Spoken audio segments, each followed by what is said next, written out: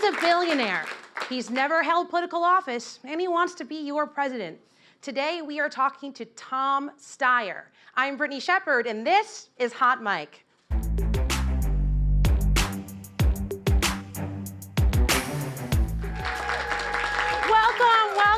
to Hot Mic. I am Brittany Shepherd, a national politics reporter for Yahoo News. And here's why we're here today. Young first-time voters are often forgotten, but hold significant voting power. According to Pew, millennials and Generation Z combined will be the country's largest voting segment this year. That's 37% of all voters. Put another way, out of every 10 eligible voters, one of them belongs to Gen Z. And for the olds in the room, that's kids 18 to 23, okay? And here's the takeaway. Their influence has inspired a new age of political advocacy. So that's where I come in, to ask these candidates questions that young people are asking and pundits, well, they're not. Today, I want to know where Tom Steyer stands on the important issues to young voters. He's made a name for himself as the pro-impeachment, pro-young person, and pro-throwing his money around candidate. And for all of you first-time voters watching on Yahoo News, Twitter, Facebook, and YouTube, you can get in on the action too. Using the hashtag HotMic2020, tell us what you want to ask Tom Steyer, and your question could make it live on air. And now, please welcome to the stage Democratic presidential candidate, Tom Steyer. Hi, Tom. Nice to see you. See you're wearing the tie. Quiet morning for you, right, Tom? I wouldn't go quite that far. Oh, well. Well, if you guys didn't see this morning, Donald Trump tweeted about you, Tom, and I'm going to read it. I have it written right here on this first card, and here's what he said about you. All right? He said, and these are his words, Steyer is a major loser. This is the second time with Bernie. Before we even get into it, do you have a response to Donald Trump? I think I basically tweeted back at him to remind him that actually he's the one who's been impeached and is on trial. So maybe he should be paying a little more attention to that. And not you. Well, doesn't it hurt? We called you a loser. That's not very nice. Let me say this. I don't listen to what Donald Trump has to say. And in fact, I think he's obviously scared. He only reacts out of panic and fear. And so as long as he's tweeting at me, that means he's scared of me. So as far as I'm concerned, bring it on, Donald. Well, I think that Bernie bit is really interesting, and I think for some of the folks in the audience and folks watching online who might not know, a couple clips over the weekend and last week went like a little viral. You had went up to Bernie and Liz at the debate, and then at the Dome in South Carolina, you were like dancing next to Bernie. You went into him, and then some people are saying that he was brushing you off, and yada, yada, yada. Like, I'm curious, why do you keep going up to Bernie? What is it about Bernie Sanders? Actually, when we were at the debate, I said goodnight to everybody who was on that stage. Right. I went up to everybody, including Bernie and Elizabeth, to say, nice to have seen you, see you later. And when we were down in South Carolina, we happened to be seated next to each other on the stage. So I like Bernie. I'm polite to him as I would be to anybody, but I do like him, and I just happened to get between him and Elizabeth at a time when they're having a little bit of a fraught moment. Well, that's an understatement. But I mean, yes, sir, you were sitting next to them, but you did tweet yesterday that you liked Bernie. You were kind of wading into remarks that Hillary Clinton had made. It was published in the Hollywood Reporter. And basically she said, like, no one in DC likes Bernie. And I know that you were a supporter of Hillary back in the day, so I was curious, when you saw that quote, when you saw that article, like, what was going through your mind? Well, let me say this, Brittany. I was running Next Gen America, one of the largest grassroots organizations in the country in 2016 when they were in the primaries against each other. And neither Next Gen nor I ever endorsed either of them. I supported Hillary once she became the candidate enthusiastically, and obviously was disappointed that she didn't win. But actually, I do like Bernie. And I thought, I don't think this is the time that people should be sniping at each other within the Democratic Party about personalities, about wine caves, or old videos, or private conversations that took place over a year ago. I think this is the time when we need to get together and beat Donald Trump. And so that's what I'm trying to focus on. So just to make sense, I'm understanding what you're saying, that kind of sniping, so to speak, can be distracting. That can maybe hand Republicans a win. Is that how you see it? Well, I just don't think, look, Can we differ on policy and draw distinctions? Sure we can. I do that all the time. I mean, I tell people all the time, I'm the only person who will make climate their #1 priority.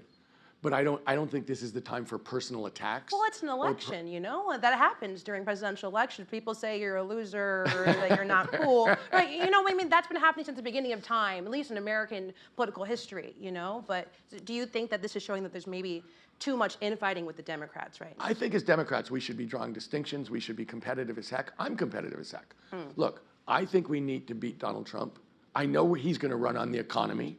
He can say as much thing, he can tweet as much as he wants. He's running on the economy, listen to every speech. I'll take him on the economy and beat him. I actually did build a business. I have the experience and the expertise to go toe-to-toe with him on the stage and take him down. But the real question is, as Democrats, I'll say that. I'll say I have different experience. I can talk about the economy in a different way from someone who's a career politician.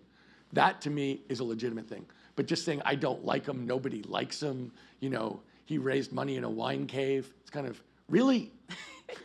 Well, what? Really? Well, I mean, for them, it gets traction. It goes viral on social media. Are you saying that you would never go negative during this campaign on someone's personality? I just don't see why. To me, the question is, why are we better than Trump? Right. What are we going to deliver for the American people that's better than Trump? I really believe that is the question in front of us, and I've tried to push for that in every debate. I think the first time I was on the debate stage, and I started later than everybody else by about 6 months, I think the first thing I said was, everybody on this stage is 1,000,000 times better than the incompetent guy in the White House. Well, that leads me to the next question. You were like one of the first voices about impeachment. And for folks who don't know, in just a couple hours, right down in DC, Senate impeachment hearing is kind of like really gearing up. And Need to Impeach has been out there, I mean, like 3 years ago. I didn't even know who you were. October 2017. I was like, this impeachment guy, he's on my TV all the time. And it was very long before impeachment became mainstream for Democrats, where you really out there on the front lines, right? I'm curious, now that it is the mainstream, so much so where even a present vote on impeachment is like a big step in the wrong direction for some Democrats, do you feel that you're owed a little bit of credit for being the person to start this conversation? Do you feel a little bit left out of that conversation? Well, first of all, I want to say there's some people out there who did an amazing job, like Maxine Waters and Congressman Al Green from Houston, Texas. But what I did was this. I tried to organize and empower the voice of the American people. 8.5 million people signed the Need to Impeach petition, and they didn't just sign a petition.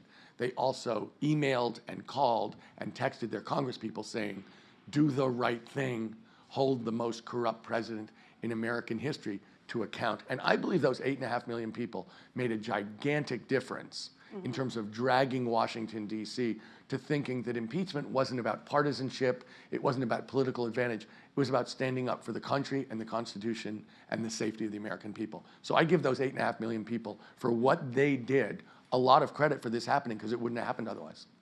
And I want to go to a Twitter question next, all right? All Oh, right. no. Oh, no, Twitter, are you saying that we should log off? I'm always logged on, okay? So this Twitter question says, how does he being you, feel about, and here it is right behind me, how does he feel about Senator Sanders saying billionaires shouldn't exist? All right, Tom, how do you feel? Well, let me say this. I'm someone who came out for a wealth tax almost 1.5 years ago, long before I was running for president, because I believe the money in this society is unjustly, unfairly, and un-Americanly split up. I'm for repealing all of the tax breaks for rich people and big corporations that the Republicans have put through. I think that they're an attack on the American people and should be changed. I've said I would treat personal investment income the same way that I treat earned income. If we did that, I'd give a 10% tax cut to 95% of Americans. So I am for evening the playing field through taxes. I'm incredibly strong about backing unions, the organized labor movement, and a living wage. Having said that, I would never put an artificial ceiling on the ambitions of Americans. This is the most competitive, ambitious, and hardworking group of people in the world. Why would you say to an 8-year-old, you can go thus far but no farther? My attitude is we need to make this a much more just society. We need people to be earning much more money. I think the minimum wage, which is $7.25 in the for the country, is absurdly low, unfair, and unjust. But I see no reason to say to the American people, don't dream big dreams. You can dream big dreams up to it. I don't think that's true. I think we should let people go as far as their talent and ambition will take them. There is a wing of the Progressive Party. I mean, this is not just Bernie who said that billionaires shouldn't exist, and you are a billionaire. You know that. I know that. Now I think we all know that. He's saying that, like, intrinsically, being a billionaire is not correct. How does that make you feel? Well, let me say this. I started a business from scratch. I never inherited a dime from my parents. I started in one room. I built it up over 3 decades. I walked away from it. I took the giving pledge to give the bulk of my money away to good causes while I'm alive. And so I feel as if I've spent 10 years putting together coalitions of ordinary American citizens like the people sitting here to take on what I think of as unchecked corporate power. And for 10 years, those coalitions have been winning. You know, we've taken on the oil companies about clean energy. I've pushed for 50% clean energy by 2030 in California and outside California, successfully in purple states to show that we can beat these people. I pushed for a $2 pack cigarette tax in California, $3 to $4 billion a year, and gave the money to Medi-Cal. I've been fighting this for 10 years. So do I feel as if I've actually started a company, did it successfully, and have been spending the last 10 years giving back and really fighting the corporations who I think have bought our government? I know I have. So I feel like, look, I want to have a meaningful life on this earth. I fought to stop climate change for over a decade successfully. I want to feel as if my time here has meaning, and that meaning is about leaving the United States of America and the American people better. And so do I feel any guilt about that? No. And do I feel any guilt about succeeding in America?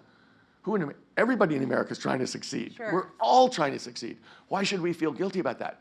As long as you're giving back to the country that's given us so much, which I believe I'm doing.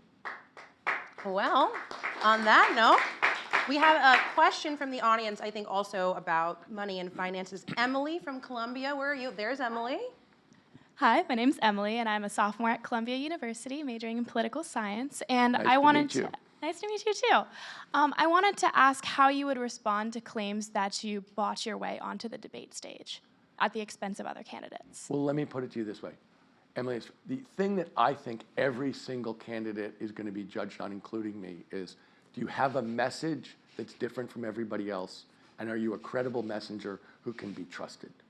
And I think I'm different in that, one, I'm saying the key issue here is broken government that's been bought by corporations, that we have to take it back for the American people, that I've done that for 10 years, and that I will restructure DC in a way that insiders won't. For instance, I'm for term limits, 12 years for congresspeople and senators. I'm the only person in this race who will say that climate is my #1 priority. I'll do it from the standpoint of environmental justice, which I've always done, going for leadership to the black and brown communities where you can't breathe or drink the tap water. And I'm the person who I believe can take on Mr. Trump on the economy, where he's going to be running, and show that he's a fake business person and a terrible economic president. So I think I have a different message than everybody else, and that is ultimately what wins or loses. So do I think, look, in every single one of these instances, when I've seen something really wrong, like with impeachment, where we had the most corrupt president in American history and people weren't acting on it, I've tried to focus on it, to solve a problem in America, and go after it all the time, including putting in my money. And so that's my history. That's what I'm doing here. If that's the worst thing people can say, that he's put in all his time and effort and money into trying to solve a huge problem for America, I can deal with that. Thank you. And I do want to follow up a little bit on Emily's question. I mean, it's true. The DNC has said, this is the threshold. You either hit it or you don't, and you hit it and you made the stage. That makes sense to me. But I do think that there is questions from some Americans where you look at states like South Carolina and Nevada where you are polling very well, and we'll get to that in a little bit, where you spend a lot of money on ads, staff on the ground. You have really large apparatuses in those two states. I'm curious what you say to people who are like, well, he spends a lot of money and he's doing really well. Is that buying the election? Like, what do you say to Americans who are confused or upset? I'd say, go to South Carolina with me and see what's going on. But it is true, can't, right? Like, a lot of voters are stuck, and they have their own lives. Okay, but my point is, then maybe Yahoo should send down a camera crew. Oh, well, but because we're there. Go down to South Carolina. I just came back from there. We were doing a bus tour. Look, there's something going on in South Carolina where people are responding to what I'm saying. there's something going on in where I'm in second place. There's something, and have a lot of momentum. There's something going on in Nevada where I have a lot of momentum. If you look at the 4 early primary states where I've spent my time, which is Iowa, New Hampshire, Nevada, and South Carolina in order. A poll came out this morning. Morning consult, right? Morning consult that said I'm at 15% average and in 3rd place. So I've been going up every single week. When people hear what I have to say, they respond, because I'm spent a long time trying to figure out. I spent a decade trying to figure out, why is this government not working on the basic things that Americans care about? Why do we not have health care as a right? Why are we the only advanced country in the world where everybody doesn't automatically get health care, and why do we pay twice as much as other countries? Why do we have this level of gun violence in this country? No other country has anything like it. Why have we never passed climate legislation in this country, ever? And I thought, I spent a long time pondering it, and it really is broken government, bought by corporations. The government's actually working, but they're working for the corporations, not the American people. So. But, Jay Inslee, Elizabeth Warren, Bernie Sanders, or other progressives, other even, Beto O'Rourke, centrist Democrats who have been saying very similar policy proposals, but they were not able to crack that ceiling in those states. And especially, let's talk about South Carolina, because it's really interesting to me. What's going on in South Carolina. Joe is known to have a very strong hold. And also, when we say South Carolina, it's really coded for black voters, I think. And so, when it comes to black voters in South Carolina, Joe does hold a stronghold or firewall. And then I know that's what people say. That's what many people are saying. And Bernie is also there, but with the Fox News poll, there you were, right in second. And I'm curious, besides just size of the staff, because I've been there, I've been with your teams in South Carolina and Columbia, and besides being able to run ads, what are you doing that other candidates aren't? Well, I'll tell you something. Carolina, First of all, black voters. To be clear, I talk about race very explicitly. I believe that in every major policy area in the United States, there's an unspoken area about race. So for instance, I'm saying climate is my #1 priority. I'm also saying our climate plan is called a justice-based climate plan. And it starts in the communities, like say Denmark, South Carolina, or Flint, Michigan, where people can't drink the water. And we know who lives there, African Americans. We know who lives in the San Joaquin Valley, where a million plus people can't drink the water safely out of the taps. Low-income Latinos.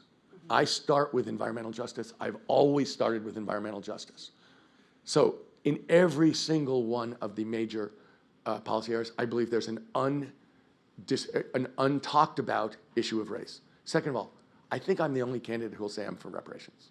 I'm for reparations. You and Marianne. I didn't know that Save her Marianne soul, was. yeah. But so I'm explicit about that. I say it, and I also say something different, which is this. I believe that policy comes out of narrative. Right. If you want to be completely unjust to Latinos in the United States of America and Latino immigrants, call them rapists and murderers. Tell an untrue story about the African American history over the last 401 years in the United States. And I say, I would start a commission on race on day one.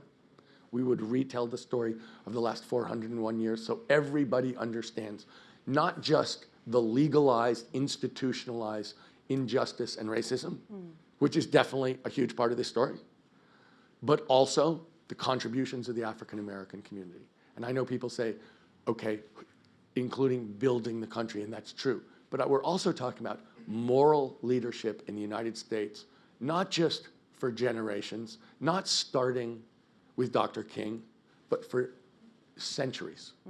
And I think when we tell the true story and we go towards solutions, we're going to come out with real solutions to repair the damage that's been done. So in answer to your question, do I think that I have something different to say about race? I'm much more explicit about it. And I think that I'm dealing with something. I don't think we can be the country that we want to be until we acknowledge the past and move to accept the mistakes this country made that are dramatic and obvious and everybody knows it, and then repair the damage. Do you think enough black and brown voters are listening? Because it's true, you are. If you are out for reparations, it's really you and no one else. Well, right? Brittany, let me put it to you this way. Yeah. I'm on Yahoo News saying it. Yes, you are. And I say it to all white audiences. And similarly, I say things about immigration, look, on the stage I said, Mr. Trump is not opposed to immigration. Mr. Trump is opposed to immigration by non-white people. This is code words for race. This is code words for this is our country. Nobody who is not white need apply. Right. That's what he's saying. I say that. I mean, look, there's something going on in this country. If you think about what I'm saying in terms of climate, I'm saying we need to rebuild this country and we can create over 4.5 million good-paying union jobs everywhere. That's true. But I'm saying something else too. We need to reinvent America as the moral place we were designed to be, leading the world in terms of freedom and justice and equality. This country has lost its way. Mr. Trump is devastating for the image and self-image of Americans. What does it mean to be an American if we're torturing children at the border? What does that mean? What does it mean to be an American if we don't stand up for what's right around the world when it's America first? It's just about us, us, us, us, us. We don't stand for the right. We don't stand up for democracy. We don't stand up for the rights of people who are being, attacked. What does it mean to be an American? I look at climate as a chance to reinvent America. I look at race, something shameful in our past that we should acknowledge so that we can repair it and be the country we want to be. Look, we have a huge issue in America about who we are. We have, look, to me, the biggest statistic in America is 3 years in a row of declining life expectancy. And 3 of the 4 big reasons are alcoholism, drug addiction, and suicide. Deaths of despair. Okay, what does that mean? That means people don't understand why they're on this planet. They don't have a reason that makes sense to them. And I'm saying we need to reinvent this country as the worldwide moral leader, that we stand for that around the world again. That's what we're strong. That's what makes us strong, not the guns we have. Right. Well, speaking of reinvention, I think we have a question a little bit about that from Julia, who goes to Barnard. Here she is. Hi, I'm Julia. I'm a sophomore at Barnard. Thank you. Sophomore? Yeah. 2 sophomores. So my question is, are more Democrats interested in looking at the Electoral College and possibly getting rid of it because a Republican got elected, or is it because it just doesn't work in this day and age? Okay, so you're asking me, is it a high-minded desire to repair democracy, or is it a desire to win elections because we know we're always going to win the popular vote? Yes. Knowing human nature as I do, I would go with the latter. Look, but it's also true of the former. This is something where I believe, I don't know if you know this, but I have built one of the largest grassroots organizations in the United States. And I'm a gigantic believer that the broadest, most diverse group of people makes the best decisions. And so anything that takes away, in my mind, from one person, one vote, attacks democracy. So I really do feel as if this is something where some people's votes count a great deal and some people's votes don't count at all. And so we have a lot of what I would think of as sort of vestigial parts of an 18th century democracy. I think this was brought in really to protect the slave states, and one of the many things in the Constitution to protect the slave states. So I don't have a warm feeling in my heart. And I also feel as if it detracts from a straight up democracy, which is really what I believe in, because I think that's the thing that pushes the power to the people, where I believe it should be. And I believe the American people are wiser, more compassionate, and braver than our leaders in Washington, D.C.